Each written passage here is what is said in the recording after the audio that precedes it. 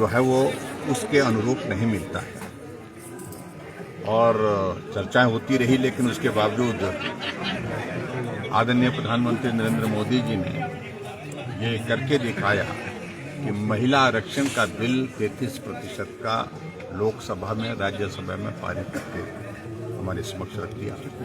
और आने वाले समय में महिला प्रतिनिधित्व जो है लोकसभा में, राज्यसभा में और विधानसभा में आपको बहुत बड़ी तादाद में देखने को मिलेगा। और उसके साथ साथ में आज हमें इस बात को लेकर के भी प्रसन्नता है कि महिलाएं आरक्षण के अलावा बिना आरक्षण के भी हर फील्ड में आगे बढ़ी है, चाहे वो टेक्नोलॉजी का क्षेत्र है, चाहे वो साइंस का क्षेत्र है, चाहे वो सामाजिक क्षेत्र है, चाहे वो आर्थिक क्षेत्र है। महिलाओं का योगदान उसमें निश्चित रूप से बहुत बड़ा उसमें रहा है। और इसलिए आदरणीय प्रधानमंत्री जी ने अब की बार ये कहा है कि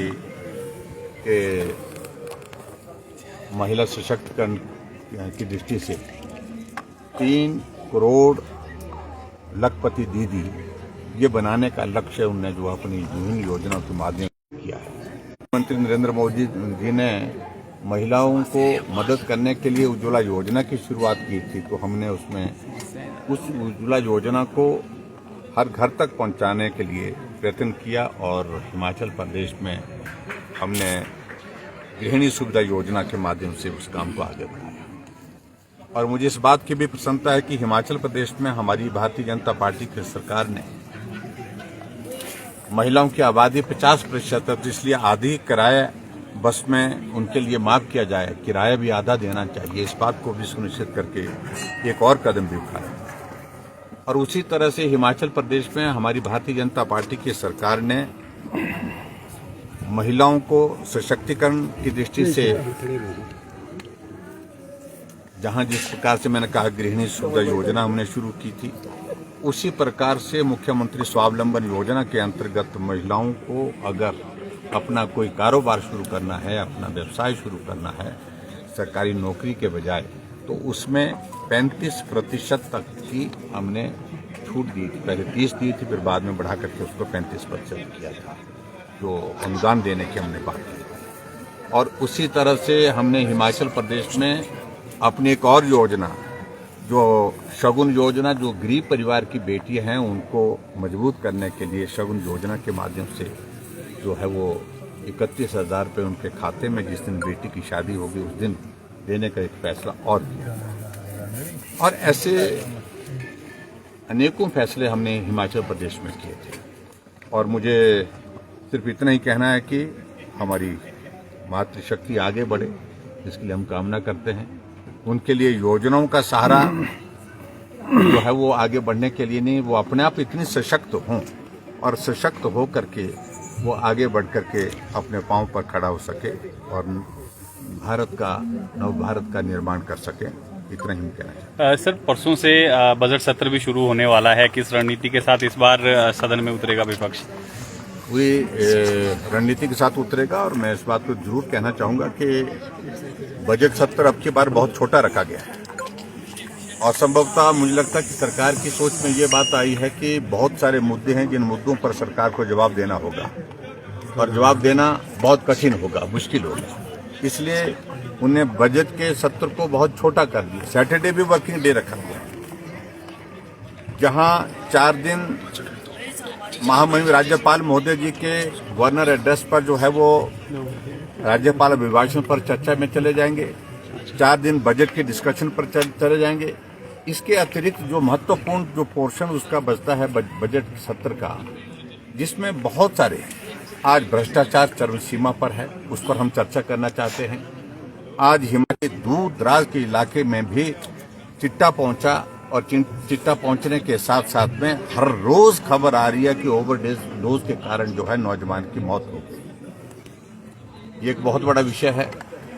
और इसी तरह से हिमाचल प्रदेश में जो कर्मचारी हितैषी अपने आप को 2 साल तक सरकार कहती रहती, आज वो कर्मचारी पेंशनर्स हड़ताल पर हैं, धरने पर हैं, नाराज हैं, निराश हैं, क्योंकि समय पर पेंशन नहीं मिल पा रही है, समय पर सैलरी नहीं मिल पा रही। आज तारीख कितनी हो गई? आज 8 तारीख हो गई, लेकिन अभी तक भी पेंशनर्स को पेंशन नहीं मिली है। ये स्थिति है। जो नौजवानों के जो मुद्दे हैं, खासतौर से रोजगार से संबंधित, जिसमें एक ही नोटिफिकेशन 2 साल से खाली पड़े पद समाप्त करने की जो घोषणा की गई, 1.5 लाख पद समाप्त हो गए, 1.5 लाख नौकरियां वो चले गई। 10,000 से ज्यादा आउटसोर्स कर्मचारी निकाले गए। आउटसोर्स में जो लगे हुए कर्मचारी, उनको 6-7 महीने से सैलरी नहीं मिल पाई। आज हालात ये हैं कि जो हमारे जो बुजुर्ग लोग हैं उनको पेंशन मिलती है, वृद्धावस्था पेंशन मिलती है, हैंडीकैप की जो पेंशन मिलती है, वो पेंशन 6 महीने से उनके खाते में नहीं है। और केंद्र सरकार का जो पैसा विकास के लिए दिया गया है, योजनाओं के लिए दिया गया, उस पैसे का इस्तेमाल सैलरी और पेंशन के लिए किया जा रहा है। तो ऐसे बहुत सारे मुद्दे हैं जिन मुद्दों को लेकर के चर्चा करने की आवश्यकता है, और हम इस बात के लिए जरूर आग्रह करेंगे। सत्र छोटा क्यों रखा गया है, सत्र को बड़ा करना चाहिए, और ताकि हम विस्तार से चर्चा कर सकें। कल सर्वदलीय बैठक में शामिल होंगे सर आप? विचार करेंगे अभी। एक सर योजना से बहुत सी जो बीमारियां हैं उनको बाहर करने की खबर आ रही है, तो कितना बड़ा देखिए, मैं इस बात को कह रहा हूं कि अब इस सरकार का कोई सरोकार नहीं रह गया कि आदमी जिंदा रहे या ना रहे। इनकी कुर्सी जिंदा रहनी चाहिए, इनकी कुर्सी जो है वो चलती रहनी चाहिए। हिमकेयर ऐसी योजना थी, आयुष्मान भारत ऐसी योजना थी, जो गरीब लोग हैं, जो अपना इलाज करने की स्थिति में नहीं है, उनको मदद करने की, ताकि वो भी पीड़ा रहित जीवन गुजार सके, उनकी बीमारी का इलाज हो सके। उसके लिए हिमकेयर की हमने शुरुआत की। और आज हमको इस बात को लेकर के हैरानी है, लगभग 450 करोड़ के लगभग आयुष्मान भारत और हिमकेयर का पैसा अभी वर्तमान सरकार को जमा करने को है, पैसा जमा नहीं कर रहे। बहुत सारे हॉस्पिटल ने बंद कर दिया। कल भी हम जाकर के ऑल इंडिया मेडिकल इंस्टीट्यूट में गए थे, बिलासपुर गए थे, और वहां पर भी लगभग 20 करोड़ के लगभग जो पैसा जो है अभी हिमाचल प्रदेश सरकार को देना है, वो दिया नहीं हिमकेयर का। तो ऐसी सूरत में बहुत सारी चीजों को लेकर के वो अपनी सोच के साथ काम करने की कोशिश कर रहे हैं। और जो मुझे जानकारी मिली कि अब हिमकेयर की योजना को भी बदल रहे हैं, शायद अभी उनको उसमें अपना नाम लगाना रह गया साथ में, क्योंकि उनकी योजना वही चलती है, वही बनाने की कोशिश करती है जिस योजना के साथ उनका नाम अपना जुड़ता है। और उस तरह से कहा गया है कि जो बहुत सारा वर्ग ऐसा है जो इलाज करने के लिए सक्षम है, उनको सूची से निकाल दिया जाएगा, उनके लिए इस सारी योजना को बंद कर दिया जाएगा। तो एक नया फैसला उनका उस दृष्टि से लेने का है, तो मैं समझता हूं बहुत दुर्भाग्य। एक सर भाजपा प्रदेशाध्यक्ष कब तक मिल जाएगा? जल्दी हो जाएगा। सर महिला हो सकती है सर भाजपा अध्यक्ष? जी, महिला हो सकती है सर भाजपा प्रदेशाध्यक्ष? देखिए, मैं इस बात को कह रहा हूं कि पार्टी का, हमारे केंद्र का नेतृत्व तय करता है।